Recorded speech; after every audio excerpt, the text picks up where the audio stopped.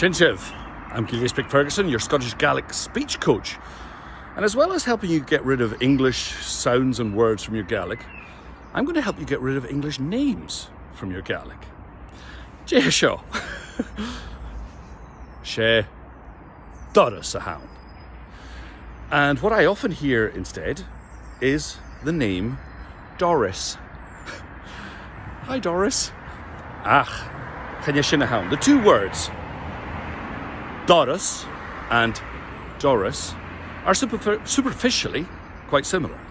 But in Gaelic we have a dental D, da, and much more weight at the beginning, much more oomph. And also the vowel is different at the end. It's not an is, it's an us. So we have Doris and the name Doris. So if you want to get rid of English words and sounds and names from your Gaelic, subscribe to my channel to learn more. Doris, Doris.